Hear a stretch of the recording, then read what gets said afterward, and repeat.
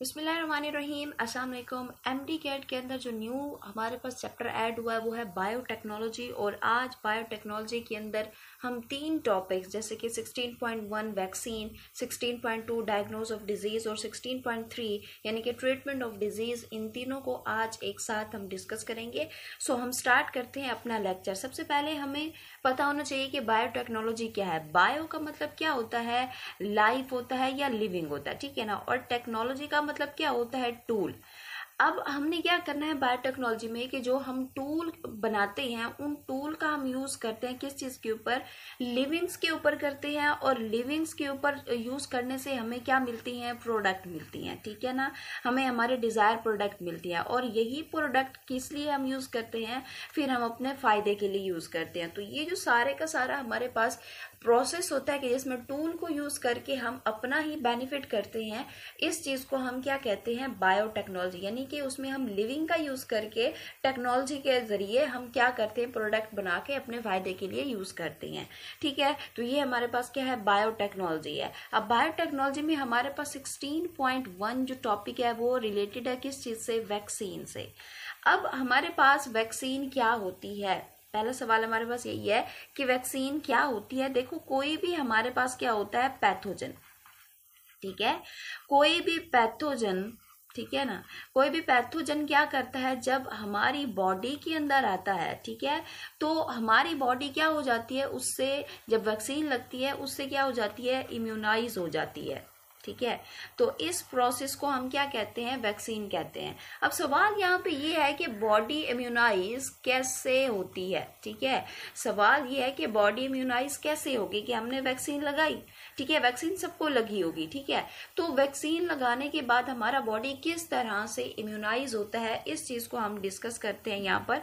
देखें, सपोज कर ले कि मेरे पास ये कोई पैथोजन है, ये कोई वायरस है, ठीक है ना। उस वायरस को हमने क्या किया है, उस वायरस को हमने बॉडी के अंदर लगाया है। अब जैसे ही हम बॉडी के अंदर उसको लगाते हैं तो हमारा जो इम्यून सिस्टम है, ठीक है ना, इम्यून सिस्टम के अंदर सेल्स होते हैं, कौन से सेल, बी और टी सेल, ठीक है। अब ये क्या करते हैं, बी और टी सेल, ये क्या बना लेते हैं, एंटीबॉडी, ठीक है। अब एंटीबॉडी क्या होती है भाई, एंटीबॉडी एक्चुअली में क्या होते हैं, प्रोटीन्स के बने हुए स्ट्रक्चर्स होते हैं। यूं समझ ले कि ये वेपन्स होते हैं जो हम यूज करते हैं इस पैथोजन के अगेंस्ट, ठीक है।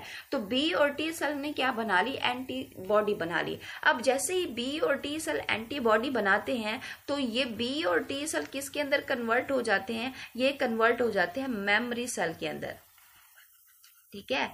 मेमोरी सेल के अंदर कन्वर्ट हो जाते हैं और हमारे ब्रेन के अंदर मेमोरी इस चीज की बन जाती है कि जो वैक्सीन हमने लगाई है उसके अंदर जो जर्म था वो ये था। फिर इन फ्यूचर में अगर वो रियल टाइप में जो पैथोजन हमने लगाया है बॉडी के अंदर, अगर वही पैथोजन रियल में आ गया फ्यूचर के अंदर अपनी फुल फॉर्म में, तो उसकी मेमोरी तो पहले से बनी होगी। हमारा बॉडी उसको डिटेक्ट कर लेगा कि ये हमारी बॉडी का सेल नहीं है, ये कोई फॉरेन पार्टिकल है। फिर इसको एंटीबॉडी यूज करके इस रियल वाले को, रियल पैथोजन को क्या कर दिया जाएगा, किल कर दिया जाएगा। बेसिकली हमारे पास वैक्सीन जो है वो इस तरह से क्या करती है, बॉडी को इम्यूनाइज करती है। समझ आ गई कि वैक्सीन क्या है, ठीक है। जब भी हम उसको लगाते हैं तो उससे हमारा बॉडी जो है वो क्या होता है, इम्यूनाइज होता है। कैसे होता है ये मैंने आप लोगों को बता दिया। अब नेक्स्ट चलते हैं और यहाँ पर है इसकी टाइप्स ऑफ वैक्सीन। इसमें 4 हमारे पास मेजर टाइप्स हैं, जैसे कि लाइव एट्यूनेटेड वैक्सीन, इनएक्टिव या किल्ड वैक्सीन, या फिर एंटीजन कॉन्टेनिंग वैक्सीन और मैसेंजर आरएनए वैक्सीन। 1 बाय 1 करके हम सबको डिटेल के साथ देखेंगे। अब यहाँ पर जैसे कि नाम से ही जाहिर है कि लाइव में क्या है कि जिंदा है, ठीक है। एट्यूनेटेड मतलब क्या है, वीक, कमजोर किया हुआ। हमने क्या डालना है, हमने डालना है पैथोजन, ठीक है। वो अलाइव होगा लेकिन वो इस काबिल नहीं होगा कि वो बीमारी काज कर सके, ठीक है। जैसे कि फॉर एग्जांपल हमारे पास किस चीज का, हमारे पास जो पैथोजन होता है वो मीजल्स में हम क्या करते हैं कि हम इसको क्या कर लेते हैं, जिंदा होता है लेकिन इसको बाय हीट, बाय रेडिएशन या बाय बॉइलिंग इस जो पैथोजन होता है मीजल का पैथोजन, इसको हम क्या कर लेते हैं, वीक कर लेते हैं। ठीक है ना, किस तरह से वीक किया, रेडिएशन के थ्रू, बॉइलिंग के थ्रू, या बहुत ज्यादा हाई टेम्परेचर देकर इसको हमने क्या कर लिया है, वीक कर लिया है। अब जैसे ही हम इसको क्या करेंगे, बॉडी के अंदर लगाएंगे। ठीक है, बॉडी के अंदर लगाने से हमारे जो बी सेल होंगे, ठीक है, बी सेल क्या होंगे, वो क्या बना लेंगे, एंटीबॉडी बना लेंगे। ठीक है, एंटीबॉडी बन गई। अब जैसे ही एंटीबॉडी बनेगी तो फ्यूचर में फिर क्या होगा कि फ्यूचर के अंदर अगर फिर यही मीजल्स अपनी फुल फॉर्म के अंदर आता है तो वो क्या हो जाएगा, वो यहाँ पर एंटीबॉडी का यूज करके हम उसको क्या कर देंगे, हम उसको किल कर देंगे। ठीक है ना, बॉडी जब हम वैक्सीन लगाते हैं मीजल्स का वीक फॉर्म के अंदर होता है तो बॉडी एंटीबॉडी बना कर क्या कर लेता है कि बी सेल मेमोरी बना लेते हैं कि ये जो है ये मीजल्स है और ये मेरी बॉडी का सेल नहीं है, और फ्यूचर में अगर ये इस तरह का कोई फुल फॉर्म के अंदर आया, ठीक है, तो मैंने इसको किल कर देना है। तो यूं लाइव एटेन्यूएटेड में हम क्या करते हैं कि जिंदा कोई पैथोजन लेते हैं लेकिन वो वीक किया होता है, उसको लगाते हैं, बॉडी एंटीबॉडी बनाता है और फिर इसकी मेमोरी जनरेट हो जाती है। ठीक है, अब ये जो लाइव एटेन्यूएटेड वैक्सीन होती है, ठीक है, इसको किन किन बीमारियों के अगेंस्ट हम यूज करते हैं, मीजल्स के बारे में तो बता दिया, इसके अलावा इसको हम यूज करते हैं मप्स के अगेंस्ट। ठीक है, इसी तरह से रूबेला के अगेंस्ट।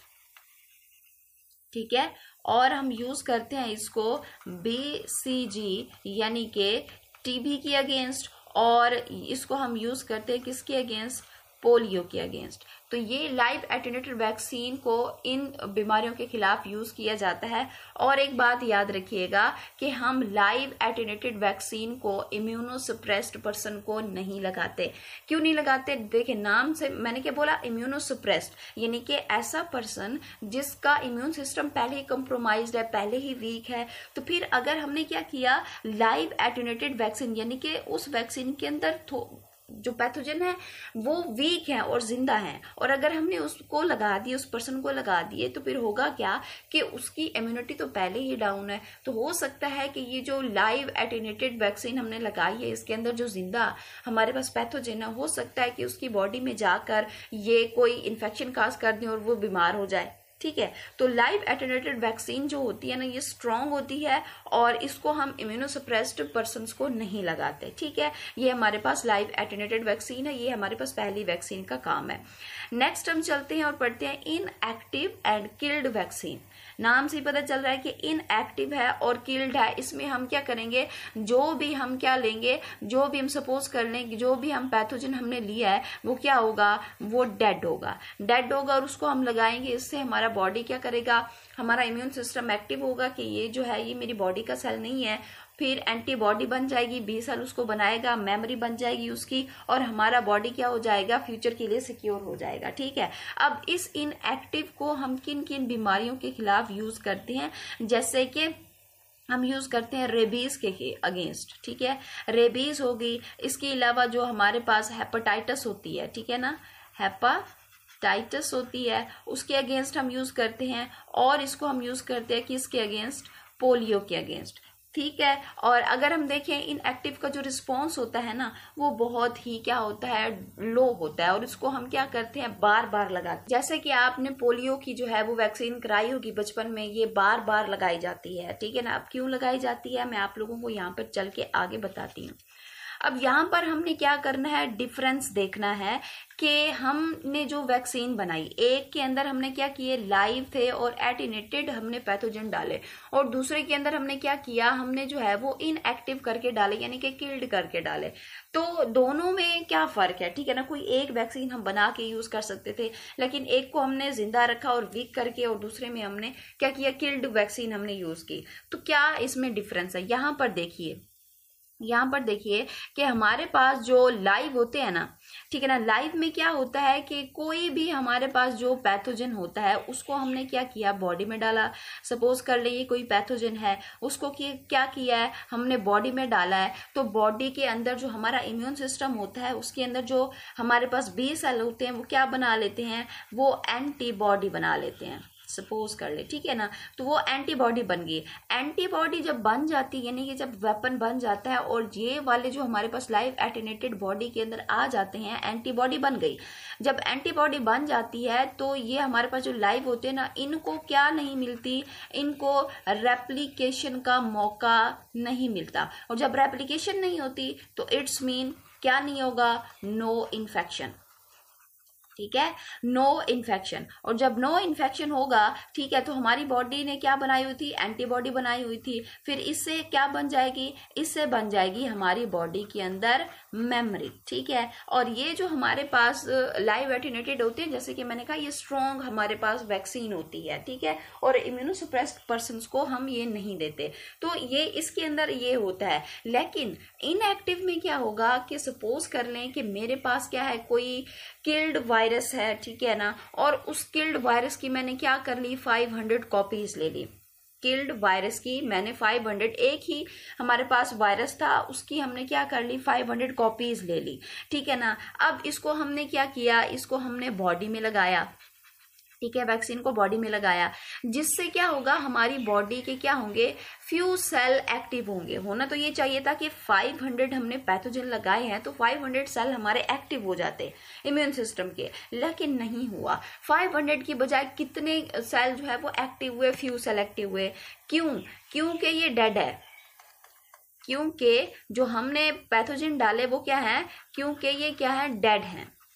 तो डेड के अगेंस्ट सिर्फ फ्यू सेल क्या होंगे, एक्टिवेट होंगे। और जब फ्यू सेल एक्टिवेट होंगे तो हमारे पास, आप बताएं, मेमोरी कैसे बनेगी, मेमोरी बनेगी लो मेमोरी, ठीक है, लो मेमोरी यहाँ पर जनरेट होगी। और लो मेमोरी जनरेट होगी तो फिर हो सकता है कि फ्यूचर में अगर यही पैथोजन लाइव फॉर्म के अंदर, बॉडी के अंदर अगर एंटर हो गया, तो हो सकता है वो हमारे इम्यून सिस्टम के ऊपर क्या हो जाए, इम्यून सिस्टम के ऊपर डोमिनेट हो जाए। और डोमिनेट हो गया तो हो सकता है बीमारी हो जाए। तो इसीलिए क्या है कि जो इनएक्टिव वैक्सीन होती है ना, वो क्या होती है, वो हमारे पास ये स्ट्रॉन्ग नहीं होती, क्या होती है, लो डोज होती है इसकी। और फिर क्या होता है कि इसको बार बार जो है वो लगानी पड़ती है, तब जाकर हम जो है वो किसी भी पैथोजन से क्या हो पाते हैं, प्रोटेक्टेड हो पाते हैं। तो लाइव एटेन्यूएटेड वैक्सीन और इनएक्टिव वैक्सीन के अंदर हमारे पास मेजर डिफरेंस यही है, ठीक है। अब हमारे पास जो नेक्स्ट है वो क्या है, एंटीजन कॉन्टेनिंग वैक्सीन। अब देखो, हमें पता है कि जो एंटीबॉडी होती है, क्या होती है, एंटीबॉडी जो होती है वो हमेशा किसके अगेंस्ट बनती है, एंटीजन के अगेंस्ट बनती है, ये हमें पता है, ठीक है, एंटीजन के अगेंस्ट बनती है। अब जैसे कि नाम से जाहिर है कि एंटीजन कॉन्टेनिंग वैक्सीन। अब अगर ऐसा हो कि मैं क्या करूं, सपोज मेरे पास ये कोई एक क्या है जी, एक पैथोजन है और इसके ऊपर क्या प्रेजेंट है, ये इसकी एंटीजन प्रेजेंट है, ठीक है। अब मैं क्या करूं कि इस पूरे के पूरे पैथोजन के बजाय मैं इसकी जस्ट ये क्या करूं, क्या यूज करूं, एंटीजन को यूज करूं, ठीक है, इसको यूज करूं, एंटीजन को यूज करूं जो कि बीमारी काज करता है, ठीक है। अब इस पूरे वायरस को हमने यूज नहीं किया, एंटीजन को यूज किया। अब इस एंटीजन को हमने क्या किया, एज अ वैक्सीन यूज किया और क्या कर दिया, बॉडी में लगा दिया। बॉडी क्या करेगी, बॉडी दोबारा से इसको रिकॉग्नाइज करेगी, बी सेल इसके अगेंस्ट क्या बना लेंगे, एंटीबॉडी बना लेंगे, एंटीबॉडी बना लेंगे। और फिर हमारे जो बी सेल हैं वो मेमोरी सेल बन जाएंगे और यूं इस तरह से हमारा बॉडी क्या हो जाएगा, प्रोटेक्टेड हो जाएगा एंटीजन कॉन्टेनिंग वैक्सीन लगाकर, ठीक है। अब सवाल यहाँ पर यह है कि जो एंटीजन कॉन्टेनिंग वैक्सीन होती है ये बनती कैसे है, ठीक है। ये हमने समझ लिया कि एंटीजन कॉन्टेनिंग वैक्सीन में हम पूरा पैथोजन यूज नहीं करते, हम जस्ट क्या करते हैं, इस एंटीजन को यूज करते हैं, वैक्सीन बनाते हैं और बॉडी में लगाते हैं, जिससे बॉडी इम्यूनाइज हो जाता है। अब सवाल ये है कि ये क्या है, ये वैक्सीन बनती कैसे है, ठीक है, बनती कैसे है, कोई ना कोई तो प्रोसेस होगा ना। एंटीजन को हम कैसे जो है वो सेपरेट करेंगे एक पूरे पैथोजन से। होता क्या है, सपोज कर लो मेरे पास कोई एक पैथोजन है, उसके ऊपर एंटीजन है। मैंने क्या करना है, मैंने इसका जेनेटिक मटेरियल ठीक है, मैं क्या करूंगी, इसका जेनेटिक मटेरियल जो है वो सेपरेट करूंगी। अब मुझे इसके पूरे जेनेटिक मटेरियल से कोई लेना देना नहीं है।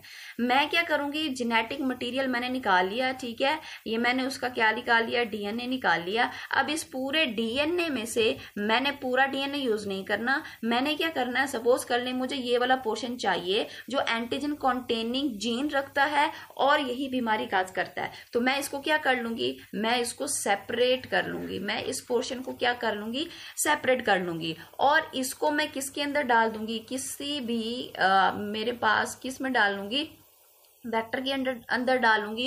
वेक्टर हमारे पास क्या है, कोई बैक्टीरिया भी हो सकता है। तो मैंने सेपरेट करके इसको इसके अंदर क्या कर लिया, डाल दिया। अब जैसे ही मैं इसके अंदर डालूंगी तो अब यही जो बैक्टीरिया है, ये बैक्टीरिया क्या करेगा, ये बैक्टीरिया जो है वो आगे क्या करेगा, ये रेप्लिकेट करेगा, ठीक है ना, 2 से 4, 4 से 8, 8 से 12। तो ये क्या है कि ये जो बैक्टीरिया है फिर आगे क्या करेगा, रेप्लिकेट करेगा। और जब ये रेप्लिकेट करेगा तो जो हमारे पास एंटीजन है, ठीक है ना, वो एंटीजन कंटेनिंग जीन जो है वो इसके अंदर है। और जब ये रेप्लिकेट करेगा तो वो जीन जो रेप्लिकेट हो रहा है इसके अंदर, वो क्या बनानी स्टार्ट कर देगा, वो प्रोटीन बनानी स्टार्ट कर देगा। अब यही जो प्रोटीन होगी ना, एक्चुअली में यही प्रोटीन ही क्या होगी, हमारे लिए एंटीजन होगी, ठीक है, क्या होगी, ये एंटीजन होगी। और इसी एंटीजन को हम फिर क्या करेंगे, एज अ वैक्सीन जो है वो हम यूज करेंगे, जैसे एंटीजन कॉन्टेनिंग वैक्सीन, ठीक है। अब एंटीजन कॉन्टेनिंग वैक्सीन किस तरह की होती है मैंने बता दिया। अब बनती किस तरह की है ये भी मैंने आप लोगों को बता दिया कि उसका जेनेटिक मटेरियल सेपरेट किया जाता है, उसमें से फिर स्पेसिफिक जीन को निकाला जाता है जो बीमारी काज कर रहा होता है, उसको फिर हम किसी वेक्टर यानी कि कोई बैक्टीरिया हो सकता है, ठीक है ना, उसके अंदर हम डालते हैं, उसकी रेप्लिकेशन कराते हैं। वो बैक्टीरिया जैसे जैसे रेप्लिकेट करता है तो साथ साथ वो जो हमने जीन डाला था वो भी रेप्लिकेट करेगा, उससे फिर प्रोटीन बनेगी, प्रोटीन ही हमारे पास एंटीजन होगी, और फिर वही एंटीजन को हम यूज करेंगे एज अ वैक्सीन, ठीक है। नेक्स्ट हमारे पास जो आती है 4th टाइप में वैक्सीन, वो है मैसेंजर आरएनए वैक्सीन, ठीक है ना। इसमें क्या होता है, इसकी हम एग्जांपल किसकी लेते हैं, कोविड की लेते हैं, ठीक है ना।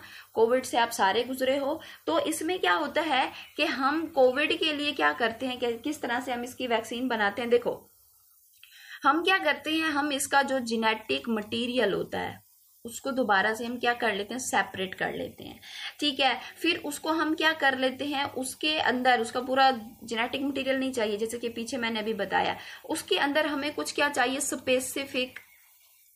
स्पेसिफिक जीन चाहिए। कौन सा जीन चाहिए, वो जीन जो क्या करता हो, जो बनाता हो, क्या चीज, जो बनाता हो स्पाइक प्रोटीन, ठीक है, स्पाइक प्रोटीन। अब ये जो स्पाइक प्रोटीन होती है ना, एक्चुअली में यही क्या कर रही होती है, कोविड कर रही होती है। जैसे कि अगर मैं यहाँ पर बनाऊं छोटा सा एक वायरस, ठीक है ना, तो आप लोगों ने यूं इस तरह से देखे होंगे कि ये स्पाइक प्रेजेंट होते हैं, यूं इस तरह से, ठीक है, ये इस तरह से जो है वो स्पाइक होते हैं। तो हमने क्या किया है, हमने जो है इस वायरस का क्या कर लिया, जेनेटिक मटेरियल लिया, उसमें से स्पेसिफिक जीन निकाला जो क्या बना रहा था, स्पाइक प्रोटीन बना रहा था। अब इसी स्पाइक प्रोटीन को हमने क्या करना है, हमने डालना है किस चीज के अंदर, मैसेंजर आरएनए के अंदर, ठीक है ना। क्योंकि इसके अंदर जब मैसेंजर आरएनए के ऊपर डालेंगे तो ये सारी की सारी स्पाइक प्रोटीन बनाने की जो इन्फॉर्मेशन होगी ये मैसेंजर आरएनए निकाल देगा। अब मैसेंजर आरएनए क्या करेगा, मैसेंजर आरएनए जाएगा किसके पास,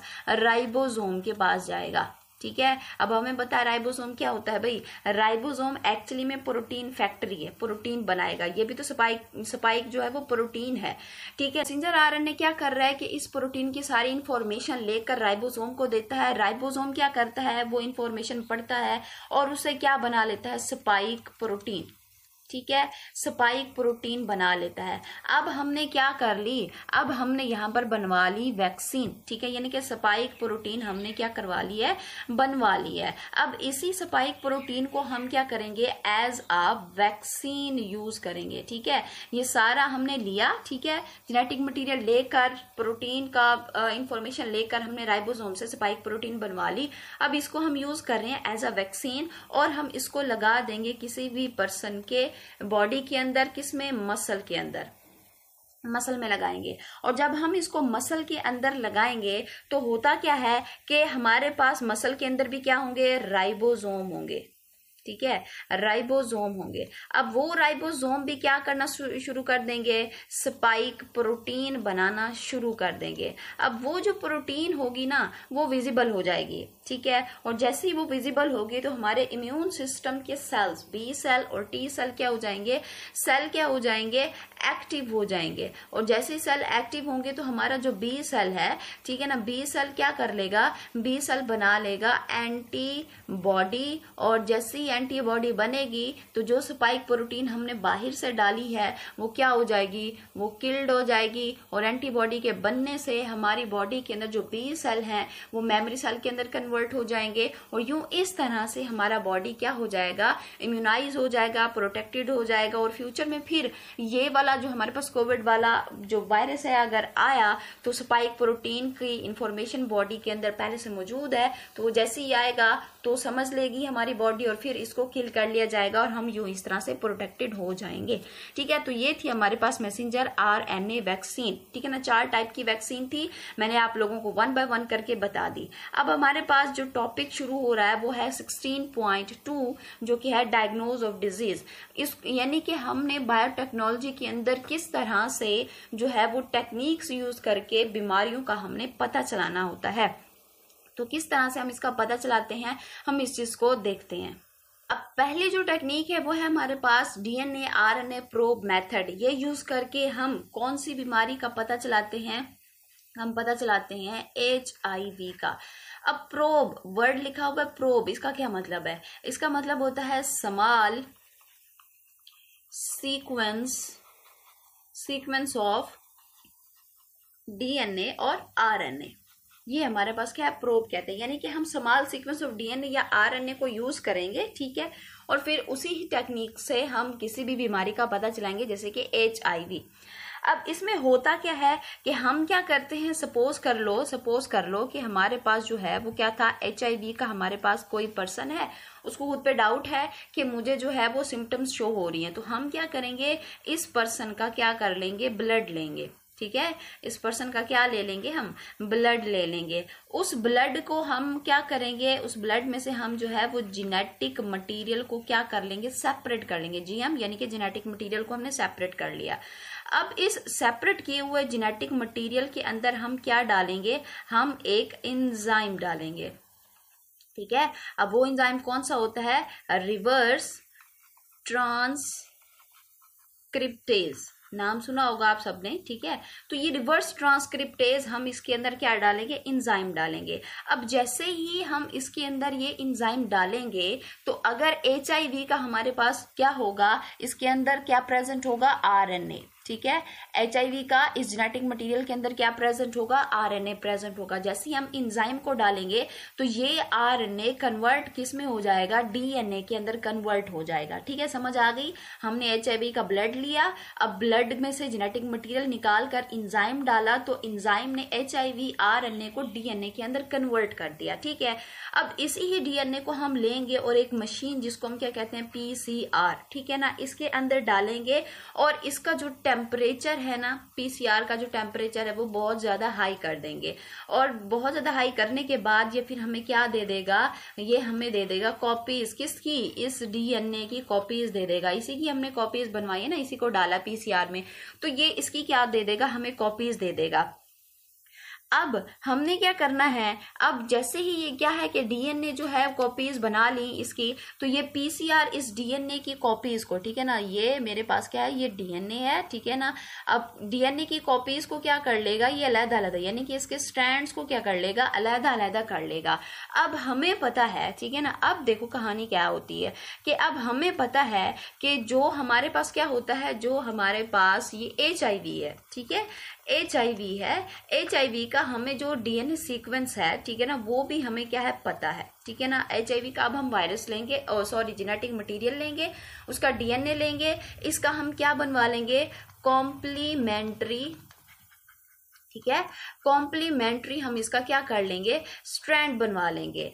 अब क्या करेंगे कि जो हमारे पास ये डीएनए, ठीक है ना, एचआईवी का डीएनए जो कॉम्प्लीमेंट्री स्ट्रैंड बना चुका है ये, और ये जो हमारे पास प्रोडक्ट आया है जिसमें हमारे पास जो डीएनए है वो सिंगल स्ट्रैंडेड हो चुके हैं, ठीक है ना, इसको और इसको, इन दोनों को हम क्या करेंगे, इन दोनों को हम कंबाइन करेंगे, ठीक है ना, और इसको हम क्या कर लेंगे, इसको फिर पीसीआर में हम लो टेम्परेचर पर रखेंगे, ठीक है, लो टेम्परेचर जो है वो हम कर देंगे। अब जैसे ही लो टेम्परेचर किया तो अगर तो एचआईवी का वायरस का जो हमारे पास डीएनए है इसके अंदर हुआ तो फिर क्या करेंगे कि ये जो अगर डीएनए हुआ इसका तो इस कॉम्प्लीमेंट्री डीएनए के साथ क्या हो जाएगा, अटैच हो जाएगा, किसी ना किसी कॉम्प्लीमेंट्री डीएनए के साथ अटैच हो जाएगा। तो अगर ये अटैच हुआ तो इट्स मीन जो एचआईवी का वायरस है वो पर्सन को है, लेकिन अगर ये अटैच नहीं हुआ तो एचआईवी का वायरस उस बंदे को नहीं होगा, ठीक है। तो ये है हमारे पास कि हम डीएनए और आरएनए के थ्रू हम क्या करते हैं, किसी भी बीमारी का पता चलाते हैं। इसमें हमने क्या किया, एचआईवी का ही हमने क्या कर लिया है, जो हमने सैंपल था वो बनवा लिया, ये हमारे पास क्या था, ये सैंपल था वो बनवा लिया, फिर हमने एचआईवी का ही हमने क्या लिया है, उसका ओरिजिनल हमने क्या ले लिया, डीएनए ले लिया, ठीक है ना, उसको कॉम्प्लीमेंट्री स्ट्रैंड बनाकर इसी सैंपल के अंदर मिक्स किया, वो जो है अगर अटैच हो गया तो क्या होगा, एचआईवी होगा, और अगर अटैच नहीं हुआ तो एचआईवी नहीं होगा। अब नेक्स्ट हमारे पास जो टेक्निक है, ठीक है ना, जिससे हम बीमारी का पता चलाते हैं वो है मोनोक्लोनियल एंटीबॉडीज, ठीक है। अब ये क्या होते हैं, सपोज करो मेरे पास एक वायरस है और उस वायरस के ऊपर एंटीजन है, ठीक है ना, सपोज ये एक एंटीजन है, ये दूसरी एंटीजन है, ये जो है मेरे पास तीसरी एंटीजन है, अच्छा ये जो है मेरे पास ये कोई और एंटीजन है, ठीक है ना, ये जो है मेरे पास और एंटीजन है। अब यहाँ पर देखो कि मेरे पास वायरस एक है और इसके ऊपर एंटीजन बहुत सारी हैं, ठीक है ना। अब एक ही वायरस के ऊपर बहुत सारी एंटीजन को हम क्या कहते हैं, एपिटोप कहते हैं, ठीक है ना। होता क्या है कि जो हमारे पास फिर जब हम क्या करते हैं कि ये जो वायरस है इस वायरस की हर एंटीजन के अगेंस्ट हम क्या करते हैं, अलग अलग से क्या कर लेते हैं, एंटीबॉडी बनाते हैं, ठीक है ना, क्योंकि ये एक टाइप की एंटीजन नहीं है, इसमें डिफरेंट टाइप की एंटीजन है, तो हर एंटीजन की अलग अलग से क्या बनेगी, एंटीबॉडी बनेगी। अब हर एंटीजन की एंटीबॉडी बन रही है तो इसको हम क्या कहेंगे, इसको हम कहेंगे पॉलीकोलोनियल, पॉलीकोलोनियल। अब देखिए पॉली का मतलब क्या है, बहुत सारे, कॉलोनी किसको बोलते हैं, कॉलोनियल बोलते हैं कॉपीज को, ठीक है ना। तो हमने क्या कर ली, हमने यहाँ पर बहुत सारी एंटीजन की एंटीबॉडीज बना ली, तो ये हमारे पास हुआ पॉलीकोलोनियल। अब बात करते हैं मोनोकोलोनियल की। मोनोकोलोनियल अब आप समझ चुकी होंगे कि मोनोकोलोनियल क्या है, मोनो का मतलब क्या होता है, वन, ठीक है, और कोलोनी यानी कि कॉपी। हम क्या करेंगे मोनोकोलोनियल में कि कोई हमारे पास पैथोजन होगा, उसकी हमारे पास क्या होगी, एक ही एंटीजन होगी, ठीक है ना, उस एंटीजन का हम क्या करा लेंगे, एंटीबॉडी बना लेंगे, ठीक है। एंटीबॉडी जब हम उसका बना लेंगे तो फिर क्या होगा, हम इसका सैंपल लेंगे, ठीक है, हम इसका सैंपल लेकर क्या करेंगे, हम इसका सैंपल लेकर जो हमने क्या किया, एंटीबॉडी बनाई है और जो एंटीजन है इन दोनों को क्या कर लेंगे, हम मिक्स करेंगे, ठीक है ना, एंटीबॉडी, एंटीबॉडी प्लस एंटीजन, इन दोनों को हम क्या करेंगे, कंबाइन करेंगे। अगर तो वो अटैच हो गई तो इसका मतलब क्या है कि वो बीमारी है, और अगर अटैच नहीं हुई तो वो हमारे पास जिस भी बीमारी के बारे में हम पता चला रहे हैं तो वो बीमारी हमारे पास नहीं है। अच्छा, यहाँ पर मैं एक चीज़ आप लोगों को क्लियर करूँ कि मैं ये जो पढ़ा रही हूँ आप लोगों को, अगर आप चाहते हो कि ये मेरी पीपीटीज आप लोगों को फ्री ऑफ कॉस्ट मिले तो आप लोग मेरी वीडियो के डिस्क्रिप्शन में जाएं, मैंने व्हाट्सएप ग्रुप का लिंक दिया हुआ है, आप लोग जाकर उसको ज्वाइन कर लें, और जो मैं पढ़ा रही हूँ फिर आप लोगों को फ्री ऑफ कॉस्ट ये पीपीटीज आप लोगों को प्रोवाइड कर दी जाएंगी, ठीक है। तो ये मोनोकोलोनियल एंटीबॉडीज थी, ये हमारे पास टॉपिक पीछे वाला कवर हुआ 16.2 जिसमें हमने डायग्नोज ऑफ डिजीज देखी। अब हम देखेंगे 16.3 यानी कि ट्रीटमेंट ऑफ डिजीज, के हम डिजीज की फिर ट्रीटमेंट किस तरह से करते हैं, ठीक है। सबसे पहले कि बायोटेक्नोलॉजी में कौन कौन सी ऐसी चीजें हैं जो यूज करेंगे और उसको हम किस में यूज करेंगे, मेडिसिन के अंदर यूज करेंगे, ठीक है ना, वो क्या होंगी। पहले तो हम क्या करते हैं, इस बायोटेक्निक से हम क्या करते हैं, स्पेसिफिक प्रोटीन बनवाते हैं। जैसे कि हमारे पास क्या हो गई, इंसुलिन हो गई। अब देखो भाई, इंसुलिन की डेफिशिएंसी से क्या हो जाता है, डायबिटीज हो जाती है, और इंसुलिन जो है वो हमारी बॉडी में बनती है। अब जब किसी पर्सन की बॉडी में इंसुलिन कम होगी तो हम ऐसा नहीं करते कि किसी और की बॉडी से जिसके अंदर पूरी है जो इंसुलिन है वो उसको निकाल के जिसमें कम है उसमें लगा देंगे, ऐसा बिल्कुल नहीं करेंगे। फिर जिससे हम लेंगे ना उसको भी डेफिशिएंसी, फिर उसको भी डायबिटीज। हम फिर क्या करते हैं, हम बैक्टीरिया के थ्रू उस प्रोटीन को क्या करवाते हैं, बनाते हैं। अब ये जो टेक्निक होती है ये बायोटेक्नोलॉजी के अंदर यूज होती है, और इसको हम किस में यूज करते हैं, डायबिटीज में यूज करते हैं। और भी बहुत सारी प्रोटीन होती हैं जो बीमारियों के अगेंस्ट क्या करती हैं, यूज होती हैं। दूसरा इसका जो हम यूज करते हैं वो है ड्रग थेरेपी। ठीक है, ड्रग थेरेपी। अब ड्रग थेरेपी यानी कि हम क्या बनाते हैं, हम कोई भी ड्रग बना लिया हमने, ठीक है, या फिर हमने कोई केमिकल बना लिया, उसके थ्रू जो है वो हम बीमारियों का क्योर करते हैं। जैसे कि हमारे पास एग्जांपल में आती है एंटीबॉडीज, ठीक है, जो बैक्टीरिया के अगेंस्ट यूज होती हैं। इसी तरह से एंटीवायरल्स होते हैं जो कि वायरस के अगेंस्ट यूज होते हैं। इसी तरह से हमारे पास पेन किलर्स भी होती हैं जो यूज होती हैं किस चीज के लिए, ट्रीटमेंट के लिए, ठीक है ना, वो भी बायोटेक्नोलॉजी के थ्रू ही हम बनाते हैं। अच्छा, जो चौथा होता है वो हम क्या करते हैं, तीसरा जो हमारे पास इसका जो हम यूज है वो किस में करते हैं, सर्जिकल ट्रीटमेंट।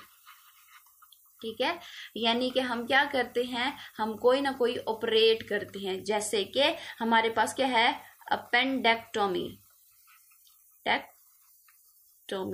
यानी कि इसमें हम क्या करते हैं, अपेंडिक्स का जो है वो सर्जरी करते हैं।